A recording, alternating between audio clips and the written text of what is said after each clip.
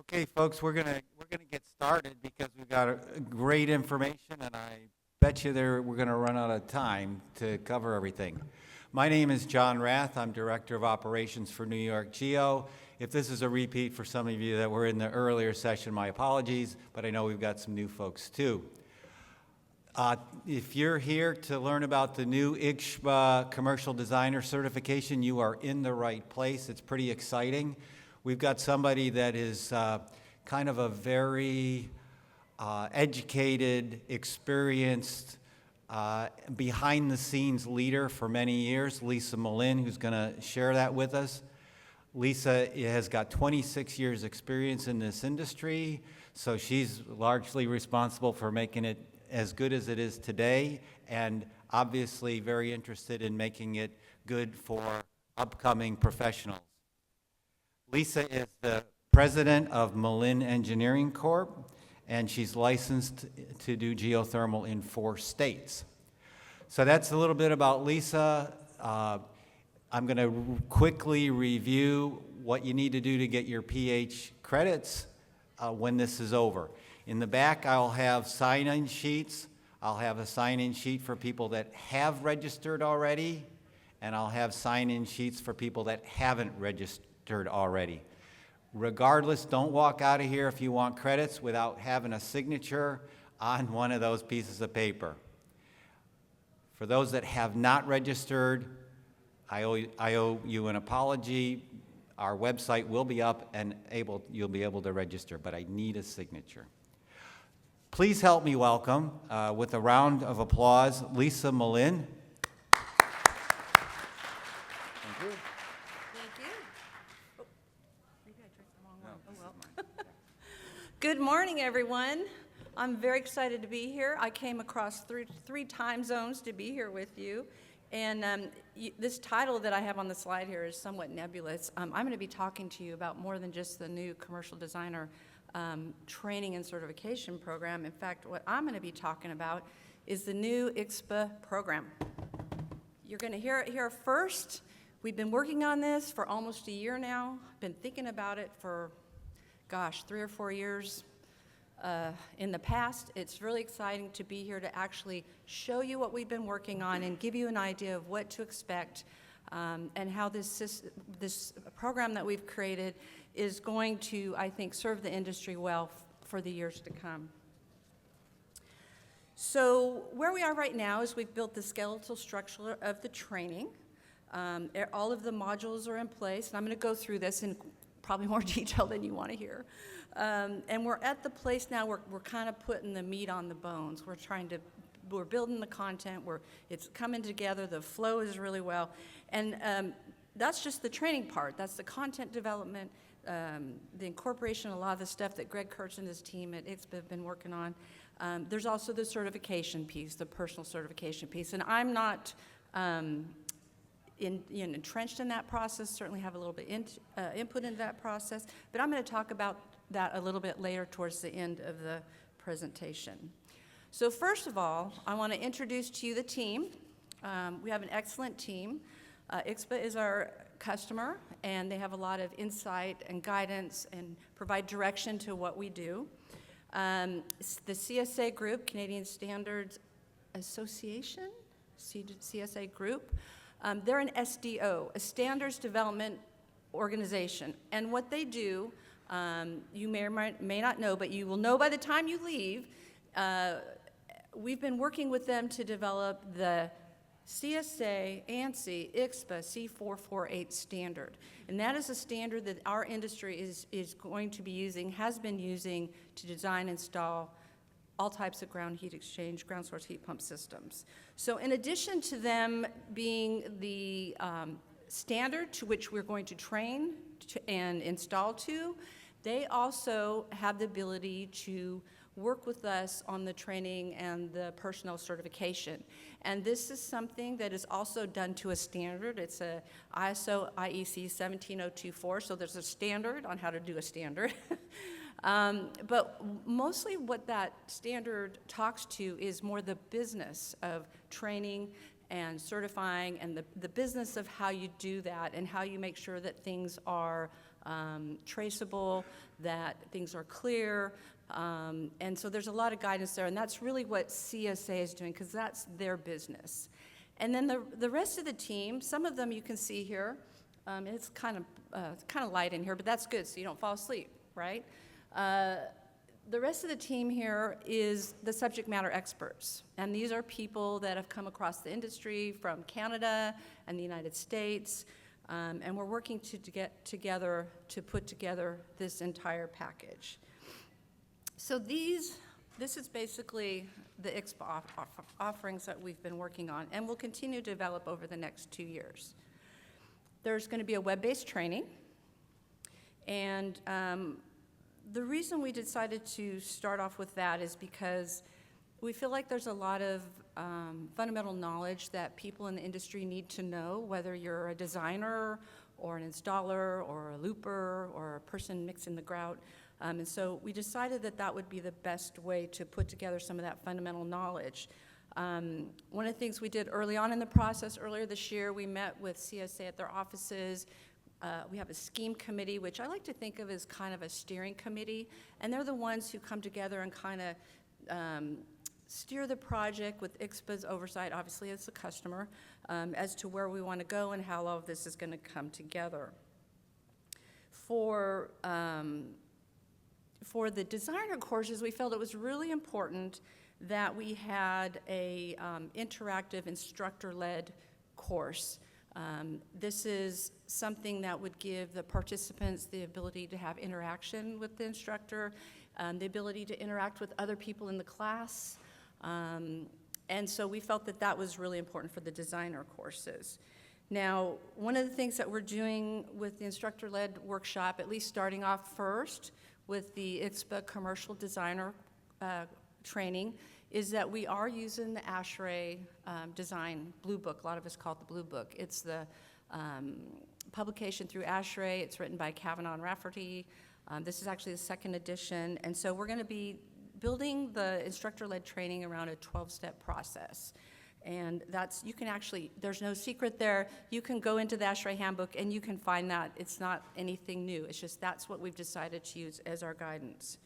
And then finally, there is going to be a personnel certification, and that's based on 66, what I would call learning objectives. They're skills and knowledge that each individual going forward with the commercial design training and then certification program need to know. And those learning objectives were defined by the scheme committee and some subject matter experts, and we all agreed that that's the path forward. That's what people need to know to be minimally qualified to be able to do this kind of work.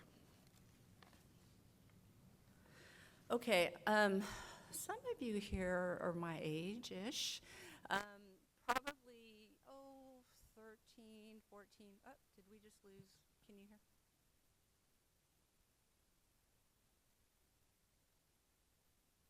Can you hear me now? Okay. So back in 2011 or 12, there was something that IGSHPA, National Groundwater Association, and GEO came together, and they received some DOE funding to create something called the National Certification Standard. And one of those projects in that standard was to create a list of job roles or descriptions that we felt were important to our industry, starting with design, people doing the looping, the drillers, project managers, all of that. So we came out with a report that John Kelly, who was the executive director of GEO at the time, submitted to the DOE, and so that was actually our starting point for this training. We didn't just pull this all out of the air.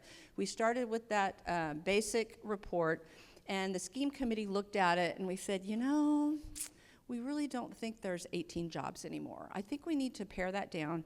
And so where we are currently is we pared that down to 8 jobs or job roles. That doesn't mean that there might not be some in the future, but this is where we are currently. And so the prioritized courses that are currently being developed and personnel certifications be created for are priority 1, commercial designer. The second is the IGSHPA geothermal inspector, and the third is the IGSHPA residential designer. The rest of these job roles that will be coming down the pike after this, a lot of this work has actually already been created by IGSHPA. A lot of the work that training committee is doing, and so what we would be doing post these first 3 certain training and certification programs is we would be then building them out to be kind of in the same format so that the look and feel of IGSHPA training is the same. And so, why are we doing this? What are the new project program objectives? Well, we really want to enhance the industry's reputation. We want to provide consistent training and certification for individuals who want to work in our industry, not just for us, but for the consumers, the people that want to hire our people, right? And we want to make sure that as we go through this process, that we are sharing the knowledges and resources that we have in this industry. One of the things I want to just kind of share with you at this point is, some of you know me, some of you don't. My other passion is wine. I got a degree in viticulture. I'm very interested in working in that industry on some capacity when I retire. And I have been volunteering a lot with some of the Lodi wine grape growers, which is not too far from my house in California. And one of the things that struck me about these farmers is that they're in a competitive industry. They're all trying to grow grapes and get the best price that they can, giving them to the wineries to make really good wine, hopefully. But what I noticed about these farmers is they all work together. They're 3rd and 4th and 5th generation farmers. If somebody's tractor breaks down, they loan them their tractor. If somebody's having an issue with labor, they might trade people out. They work together because they know that together as an industry, they succeed. One guy learns something, he shares it with the other guy. Everybody comes together with the research, with the knowledge, because together, sharing that knowledge lifts up the whole industry. And I came here today prepared to make that same pitch to you about the geothermal industry. I'd like to see our industry do the same thing, work together, and mentor the next generation, bring them up, share the knowledge instead of keeping it to our chests, which has kind of been the trend in the past. But I was so excited to hear this morning Christine Hoffer kind of pitching the same message. So I feel that we are here now. We're at that point in this industry where we're ready to do this, where we're ready to cooperate, we're ready to be a team. And so I'm really excited. And I think that, again, with this training, that will just help perpetuate that effort, because we're all working to the same standard. We're getting the same basic fundamental training for all of our different job roles in the industry. And again, it's all back to that, CSA, ANSI, IGSHPA C448 Standard. We're all singing from the songbook, same songbook. I think that's one of Jack's lines. But anyway, the other thing that we'd really like to do, and that I'm going to be kind of pitching here as a first step, you'll see on this, gosh, I have to manage like 3 things here, multitasking. You'll see this project profile. And this is an example of some of the case studies that we've been developing with cooperative folks in our industry that we're going to use as a teaching materials to teach the designers on how to do good design. And what we would like to see as an industry is that as we do projects, so we start writing our projects up. I think IGSHPA and some of the other state associations have sample projects on their websites. If we can start sharing this information as far as the energy data, some of the cost data, I realize that sometimes people don't want to share that data, but if we could do more of that, I think we could find out where we are as an industry and continue to do better. So I want to just make that pitch. We're going to be providing a template for this in the training for the designers, so that as they go through their project, or as they go through their training, that they'll be able to take this away as a tool in their toolbox of how we see good designers moving forward doing these types of designs in our industry. Let's see. Okay, so let's talk about the training specifically. It feels like there's an echo. Is this working now? Are we working? Oh, that's way better, thank you. Okay. All right, so the new training, because, again, we're using the standard, I hate to be repetitive, but I'm being repetitive for a purpose, there's going to be consistency. And because we're using this standard as a basis of the training, that standard has to be updated every 3 to 5 years. And so by default, the training will be updated, because if we're teaching to the standard, we got to update when the standard gets updated, right? I think one of the great things about this training, and I'm not saying that it wasn't necessarily done in the past, but it will be peer-reviewed. We have subject matter experts who are going to be either contributing or reviewing the content in the training as we put together this first draft, or this first round. And instead of doing death by PowerPoint, which is kind of the trend, even at an ASHRAE meeting, we're going to be creating a lot of interactive activities for both our web-based training and for the instructor-led training. So there will be a workbook that the designers will need to go through as they go step through the instructor-led training, and I'll show you what that looks like in a minute. And there will be an instructor guidebook that will follow along with that. So we want to make it more interactive. We don't want it just to be like a brain dump by the instructors. We're really trying to make it more interesting, more engaging, and so we've worked really hard with CSA's instructional designers to do this. So let's talk about the web-based training modules. These are the 10 modules that are currently being developed. And again, these are being written. One of the challenges with doing this training is that we're trying to create content that would not only be for this first prioritized IGSHPA commercial designer course, but that those modules or building blocks could be used to build additional trainings down the road. So we're writing, as you would expect, the first module would be here. You can't read it because it's so light in here, but it's Introduction to Ground Source Heat Pump Systems and Standards. So in there you would just kind of call it your GEO 101. I mean, it would make sense that you would do that, right? Then we move on to buried pipe. We talk about how that's different for our industry as opposed to other types of industries. We have drilling and grouting. That's pretty obvious if you're doing a vertical system or a horizontally drilled system. Trenching, backfilling, and compaction. And one of the nice things about this module is that there's a lot of information about locating piping systems that we didn't have in the standard previously, so we'll be talking about that and trenching details and things. We have flushing, purging, and pressure testing. And I think this is going to be a very good module because what I'm seeing in my 20, how many, I think I lied a little bit, 26 years in the industry, is that a lot of the problems we have is that systems aren't properly flushed. On my way to this meeting, I stopped through Texas, where ASHRAE is sponsoring some research on flushing and purging. There's a company called PurgeRite who has been hired, and they've created a series of experiments to collect data, to test different flow rates in different types of pipes of different configurations of different materials.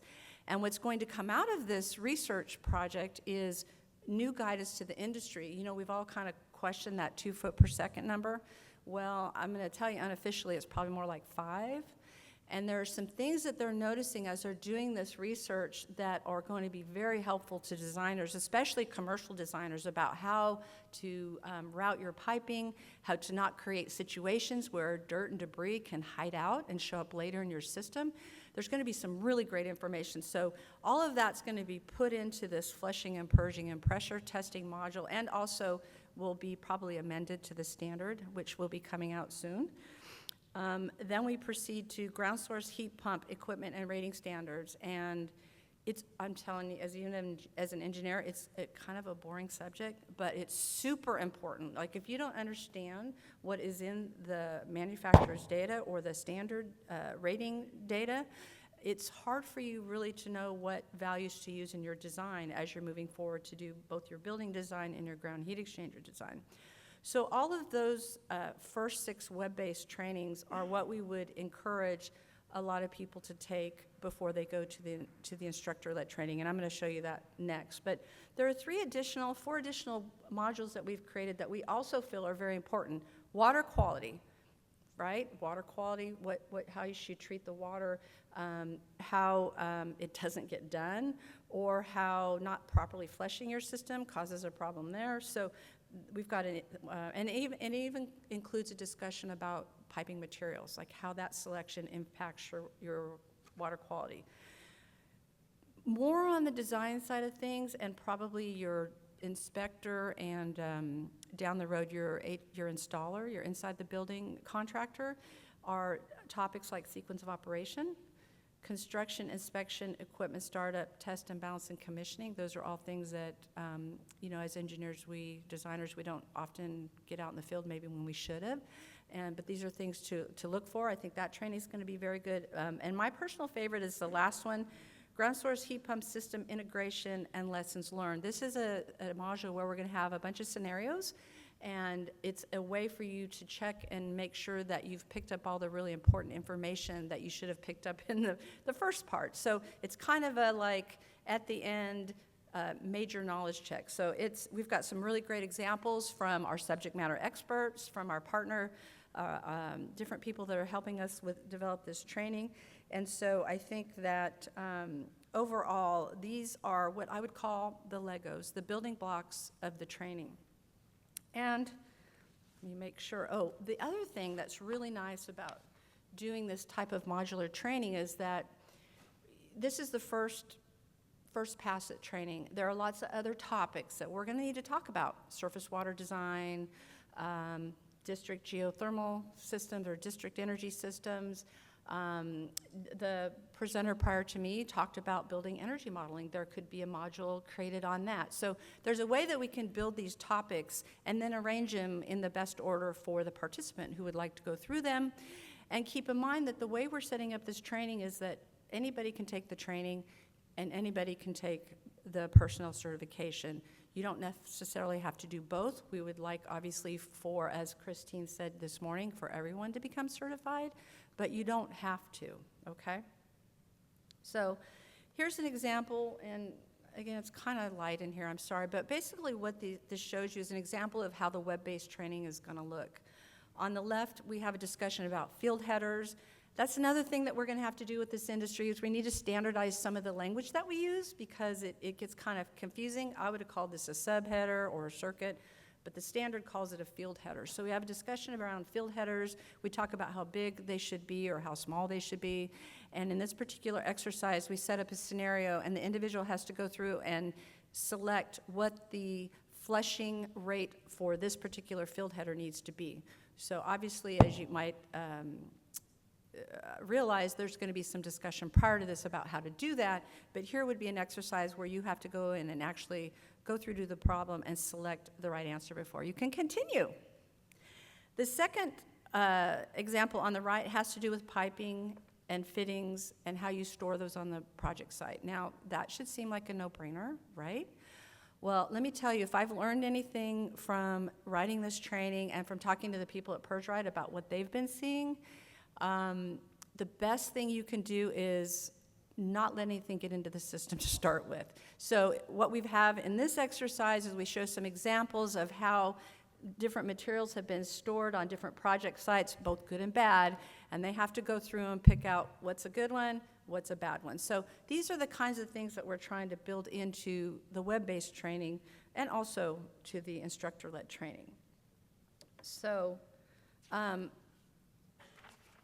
this graphic may seem not like a big deal to you, but it's a really big deal to me.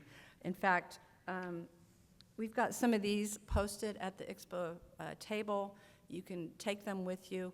This is our best way of trying to summarize how we want the designers to learn and the steps to go through to come to the end with a good design. What we're trying to convey here is the philosophy of single point responsibility, okay? So you have the building side. Obviously, you've got to do your load calculations, your modeling, you've got your equipment selection, you've got your interior piping and pumps, all that stuff. But you also have the ground heat exchanger side of things, which is sizing that ground heat exchanger based on what's going on in the building. Those two things should not happen separately. They go together. It's a system. And so we're really trying to get across to the participants of this program that you can do this. By the time you get out of this training, you will be able to do this. You might need a mentor, but you should know how to do this. Some of the other philosophies that we're trying to impart in this training for the commercial designer is that you need to recognize that every project is unique. Stop the cutting and pasting from one project to the other because every one of them is unique. I think we see that mostly in specs and kind of like typical details, right? We need to focus on the system efficiency, not the individual component efficiencies. Not, it has to work together as a system to be efficient.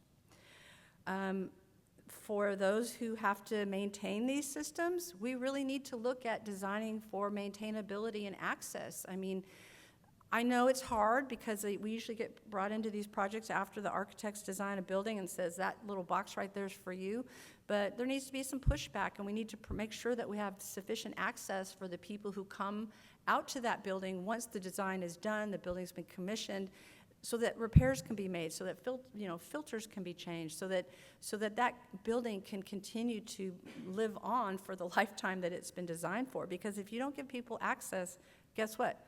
It's not going to be done. So I think that's really important. And finally, something that I've come across, and maybe some of you haven't, because New York is just so active, we have deserts of resources in California. We have places where there are no qualified designers, no drillers, no contractors, no manufacturer within a 3-hour, or a rep within 3-hour radius. So it's really important that when you look at a project, you consider not just getting that building built and the system installed, but in 5 years when you retire, who's going to take care of that building? So you got to think about what are your local resources. So these are the kinds of things that we're teaching, in addition to how do you do the pipe, how do you do the pump selections, how do you do all those different things that you need to know to do a well-integrated, single-point responsible design. The other thing that we're really working to do is go beyond the textbook, and in this case, we're using mostly the ASHRAE design guide, but we also are using some content from the IGSHPA design guide. We are also using a lot of knowledge from our subject matter experts, things that they have learned by doing, errors that they've made, taking those mistakes and turning them into teaching opportunities, so that when people leave this 12-step process, they've got a lot of good resources, additional resources, access to continuing learning links, to be able to go beyond just this 8 or 12. We don't even know what the training length is going to be yet, but commensurate with what it is now. But we want to be able to provide all that value into the training program. So really where we're trying to get to is, how many of you have seen this on your drawings? Designed by others. Who are these other people? Okay? We want it to be designed by you. You guys can do this. We've got people out there who have the basic knowledge that can, with a little bit of coaching, with a few resources, put it together and be good designers and continue to build this industry and provide quality projects to our customers. Okay, to give you an idea of what the designer courses are going to look like, there's going to be a workbook. You can see that on the left there. And in this particular example, we have 2 activities from Step 3 and Step 4. Step 3, from your handy guide, Step 3 is calculate the annual heat removed from the ground heat exchanger in heating and in cooling. And so this exercise, we're doing an example to talk about peak block loads. And we have an example building, and you go through, and you basically have to build the inputs for your ground heat exchange software. Because some software packages have manual inputs, and others, they actually take outputs from modeling software. So we have to be able to explain to people how to do that. In the second exercise, we actually give the students an example of a well driller's log with the different geology and some distances or depths, and we say, okay, you go calculate what is the thermal conductivity of this formation. And then we give them the actual thermal properties test, and we're like, well, how come these don't match? And then you can have a discussion, well, why don't they match? And so these are the kinds of things, the tools that we're trying to give the designers to be able to do a good job, besides just putting data into the ground heat exchanger software package, understand the impacts and implications of those inputs, and then take those outputs and say, does that really make sense? What can I change? How can I make that better? So here's a part where you guys get to be interactive, okay? I've got 3 example learning paths, okay? Let's just say there's a website, which isn't there yet, and we say, okay, here's all the modules, here's the trainings, what should I do based on my experience? Because what we're trying to do here is make the training more inclusive. We want to train skilled designers. We want to train fresh out of college. We want to be a brush-up course for an experienced designer. We want to try to be valuable to people with all levels of experience. So this first learning path, we have the individual taking the first 6 web-based modules, and I already kind of talked about those, you know, the GEO 101, buried pipe, drilling, grouting, trenching, ground source heat pump, equipment selections. And then we send them to the instructor-led workshop, and then we recommend that they take the other 4 modules, which is water quality, sequence of operation, et cetera, et cetera. So what person do you think might be best suited to this pretty involved learning path? Remember, this is focused at designers and engineers. Oh, huh? Exactly, a new engineer. Somebody just got out of college, their school had a geothermal heat pump system, and wow, I want to do that. How do I do that? Well, I know a little bit about fluid flow, and so this is what we would recommend to that individual. Go through all of these trainings, get that fundamental knowledge, get some practice doing a design. And by the way, I should have mentioned this in the beginning, the whole purpose for doing this instructor-led training is that when you go through all of these 12 steps, you will have a basic design. You will be going through each of those steps in the instructor-led training, and you will be doing an activity that will culminate in a design that then you can take away to your office, to your school, to your government office, and have a reference for doing designs in the future. So that's your takeaway. All right, how about this next learning path B? This person is getting the GEO 101. We're recommending that they take ground source heat pump equipment and rating standards, get up to speed on that, go through the instructor-led workshop, and then go through the back-end stuff, sequence of operation, construction, and kind of the lessons learned module. Who might that best fit? Mike can't answer all of these questions. Somebody else has to help. Say? Existing? This could be, let's just say you have a designer, or even, let's say, a very skilled mechanical contractor who knows a lot about the industry already, but maybe needs to go through the design piece just to kind of be on task. That could be that person. They don't need all the fundamentals. They know about pipe and grout, so this could be that person. Here's an example of, yes, sir. Yeah.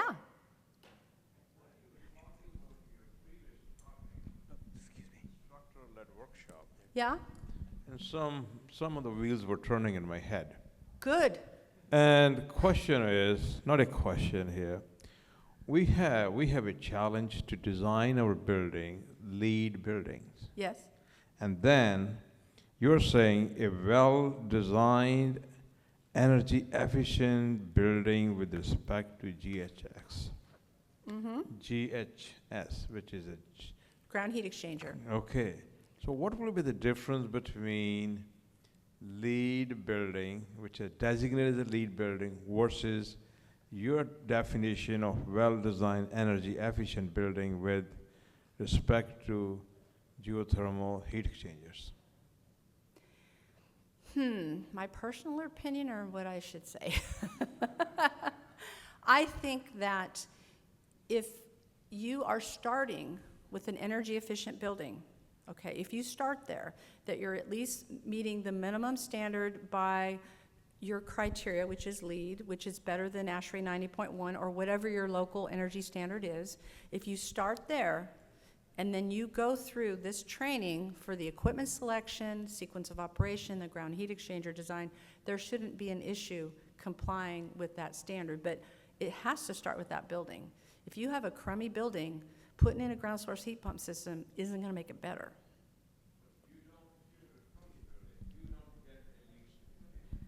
Probably not, because that's got to be part of the criteria, right? It can't, it has to be, there's a lot of topics. I mean, you know, there's also, there's the modeling piece, but how many LEED buildings are actually doing the monitoring and verification to prove how energy efficient that building is?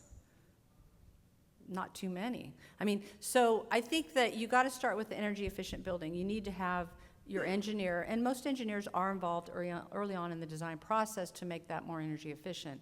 But sometimes you don't get any input into that building. And so all I'm saying is we have what we consider a very good training program and way to certify people to that they know what they're doing, but they can't make that building energy efficient. So, you know, that's why when you go to the IGSHPA booth and you get this infographic, right here it says, a good design starts with an energy efficient building and is connected to a well-designed ground heat exchanger.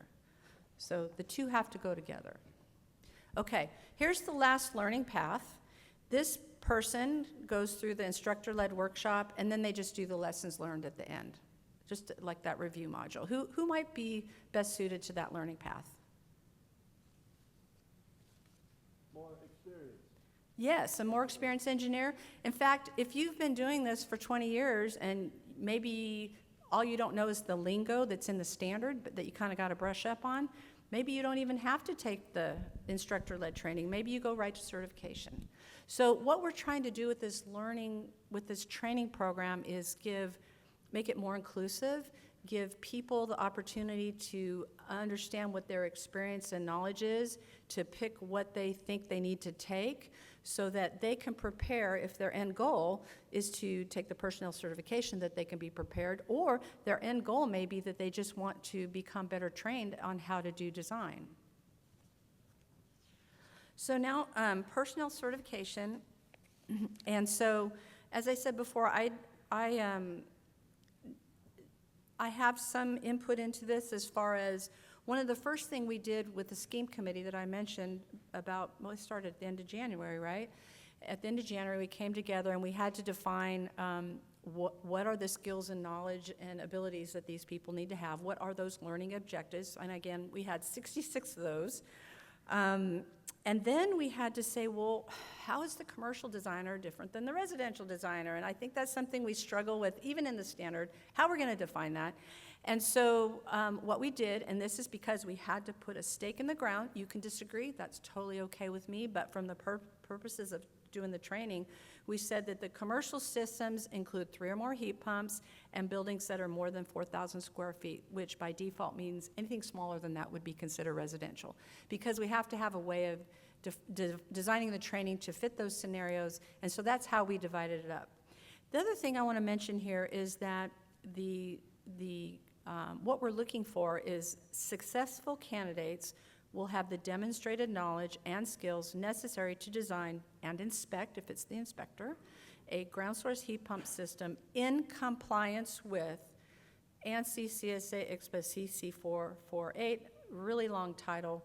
That is really what we're trying to do, and because that is the basis of everything. So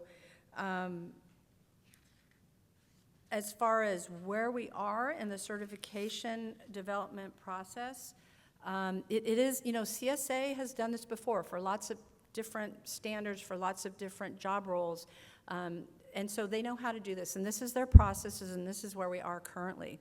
So we start off with the needs assessment. We did that back in February. where we kind of map out what are all the different things that we need to look at for each individual role. And we actually honestly mapped it out across all of those 8 job roles that I showed you in the beginning. So we looked at the commercial designer, but we also said, well, how many of these objectives also apply to a loop technician or a service technician? So we looked out to the future to try to make sure everything we're doing now will be beneficial also to the future. There was some industry engagement to come together we brought in some subject matter experts to say, okay, what are we missing? What do we need to, that's not so important, or, we tried to get that together. We did get that together. We didn't try, we did, Yoda. And then we went through and defined these in a job task analysis where we broke everything down by job role. So it was kind of the same step, but in more level of detail. And so we've gone through all of that, and where we are right now, not so much me, but within CSA and IGSHPA is defining the certification paths and the criteria. That's what I would call more the business side of things, like how is this all gonna work? What's the application process? Blah, blah, blah. So all those things are currently being developed. What we just did 2 weeks ago, in that first picture I showed you of the team, we were up in Cleveland, Ohio at CSA's offices there. We were writing the test questions. So if you've got 66 learning objectives, how many test questions do you think there has to be? There's like 240, and we're still in process of writing them. There's a very specific way that we have to do these questions. We can't make them so that it's easy to pick out the wrong answer. I mean, every answer has to be plausible. They're very meticulous in the way they write these test questions. And so when that activity is done, probably, I would say by the end of November or early December, they'll start packaging together a beta test. And what we're hoping to do is do a beta test at the IGSHPA Illinois conference in March. So we'll have a chance to put it out there to people who have been in this industry to say, are these relevant? Is it giving you that minimum qualified person to be able to start their career? Kind of like, in a way, kind of for those of you who are PEs, like an EIT, like, is it like a fundamental, is this person ready to go out and start doing some design? So, and then where we're looking to launch both the training and the personnel certification is summer of 2025. So that's really not that far away. So we're all working very hard, very diligently. We're getting this out to our subject matter experts to start helping us, like I said, putting the meat on the skeleton, because we want to do a good job. We really want to help move this industry forward, and we feel very strongly by having this very good training program that we will be able to be supportive of that effort. And not just now, but in the future, because of the way everything is being structured to be revisable, modularized, and improved, obviously based on the input we get from industry. So, okay, here's the second part that's interactive. I made this really easy for you guys, so if you're even half asleep, you should be able to answer these questions, okay? So, I only said it 50 million times. What is the standard upon which all IGSHPA training will be based? Huh? That's, okay, so Mike, let's go to the last one. For the instructor-led portion of the IGSHPA commercial designer training, what is the key reference document? Excellent, excellent. Okay, you're dyslexic. Okay. Okay, and so what are the first 3 job roles for which training and personnel training are being developed? And these are the ones that I showed through the end of next year. Somebody else, you already had 2. Somebody else. Somebody over here. IGSHPA commercial designer, IGSHPA geothermal inspector, and IGSHPA residential designer. And again, I just want to reiterate, I know that this morning, Christine showed the training goals for New York, and she cited a lot of the IGSHPA modules and different job roles. All of that is still relevant. our plan is to take a lot of that content. In fact, Greg's going to be reviewing a lot of our modules to make sure that we're jiving.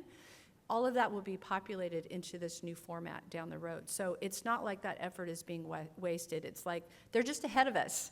And so we're going to try to catch up with them after we get this commercial designer training out there. Okay. So there are the answers. You guys are A+ students. Thank you for listening. I know this is kind of a hard topic to listen to, but I'm so excited that you're here and that you're interested, and I'd be happy to take any of your questions now.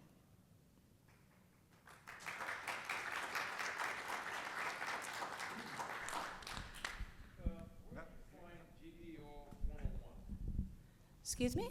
Where do you find GEO 101? So what GEO 101 will be, it'll be like, we'll give you the definitions that are in the standard, so we're all talking the same language.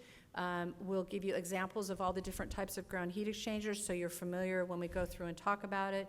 We'll also be talking about some of the graphics, some of the examples of, for instance, field headers and manifolds and bolts and things like that. So it's basically trying to get everybody on the same page, having the same basic information. We'll also talk a little bit about that design philosophy. Even though we don't go into depth in the first, GEO 101, we will go into depth in the instructor-led training.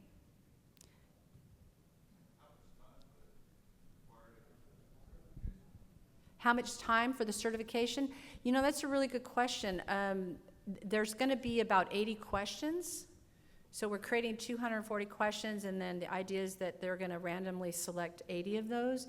And so I don't know,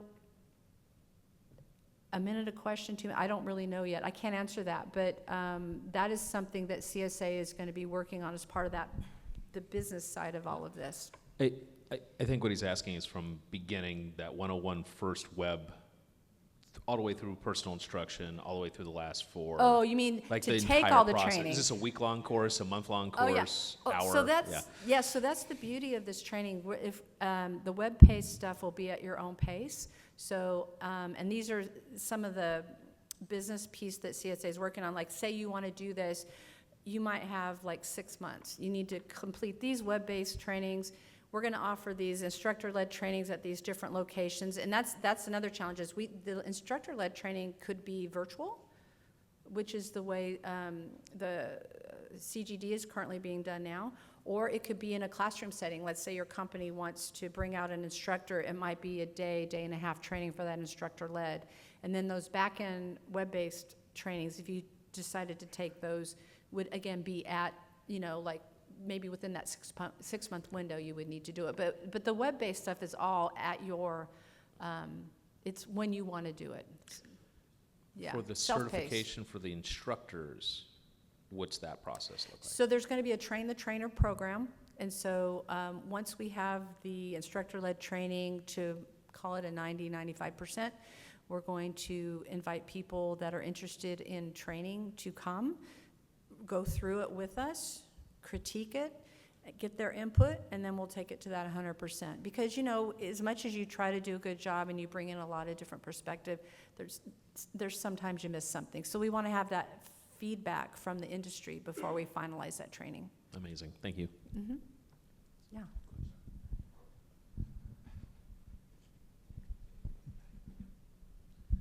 Thanks a lot. How is this training standing against the current certifications? You have, I think, current certified ground source designer, and now I see it's splitting between residential and commercial. Is it the same path, it's just getting more refined, or it's different path?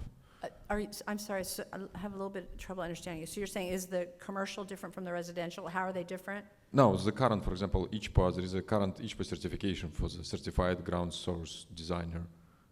And I mean, for example, I just passed a bunch of exams. So I just wondering how this training program, is it like refining the current existing program, or it will be add-on, or do you collaborate together?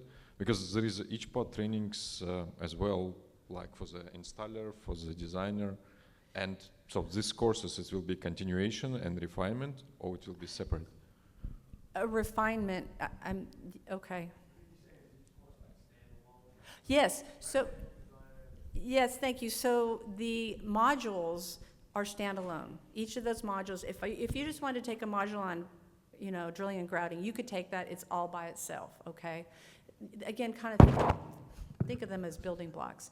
But the instructor-led, I mean, you have to go through that whole thing, and that instructor-led training is going to be different than the residential training, and so that's by nature, they're all independent. It's just that it depends on what your knowledge base is and what you need to learn to feel like you know the job, and so I think it's a little bit more based on your personal requirements, like what training you are lacking in, or maybe what training you feel like you'd like to get a little bit more practice with. I'm sorry, did I answer your question? I'm just having a little bit hard time hearing. Now, what I mean right now, there is a trainings in industry, correct? So if you go to the IGSHPA website, you can actually book the training course, which is Certified GEO-Exchange Designer or Certified GEO-Exchange Installer. So, and this is already existing. So yeah. I'm just trying to understand how material you present is basically aligned with what exists. Is it I like see. upgrade or it's new? I see. So, yeah, so each of those learning paths will be different, but the basic building blocks will be very similar.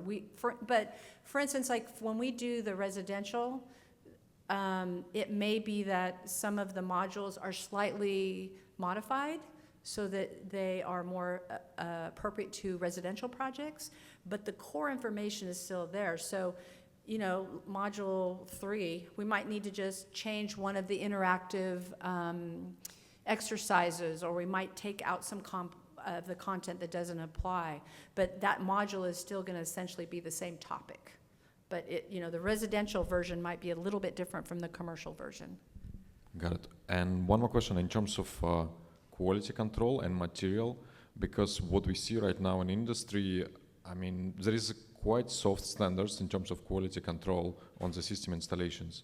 And there is definitely need to be more done to improve, to make sure if we go widely as this become a mainstream product and the people investing for 25, 30 years. So there is supposed to be more quality control on this way. And are you open for the feedback from another players in terms of what techniques to be used and what kind of methods to be used and etc. So how do you collect the material, and is this material flexible in terms of accepting new ideas and new methods? Absolutely. Well, this training, the idea is that it's going to be based on the standard. So therefore, there's consistency in quality control, right? But as that standard is revised, it will be updated. And based on feedback as part of that business process, if we get feedback from the participants and they say, well, I don't know what this is saying, or you didn't cover this topic, by all means, we're going to go back and look at that and make updates. It's not going to be a put it on the shelf for 20 years type of training. It's going to be a dynamic, live process. In the back. Thank you.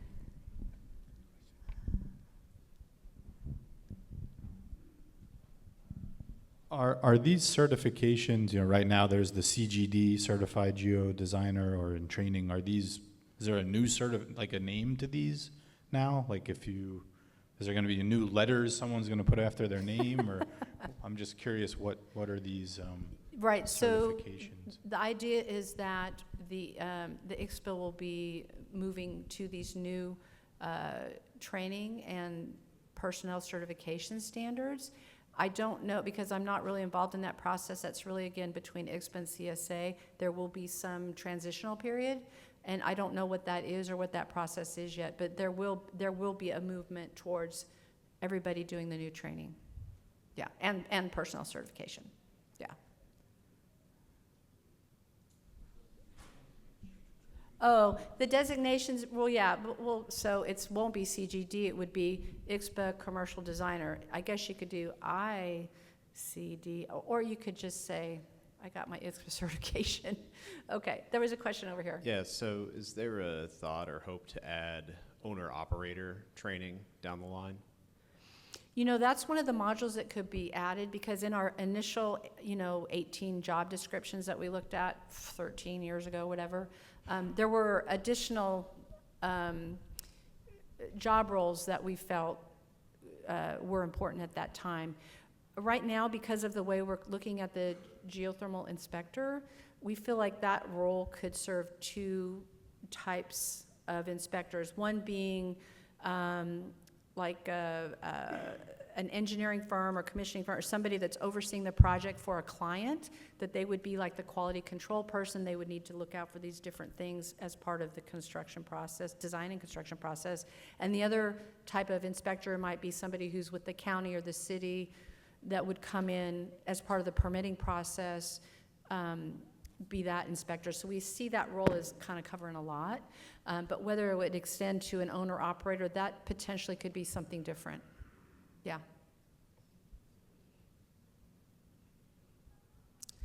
Okay, I know you guys really want to get to lunch because there are no more questions. So thank you for being here. I'm around, I'll stick around if you have questions. And anybody that wants their credits, please go to the back table. And don't forget, if you want to get this hot off the press, 12-step process, it's at the IGSHPA table.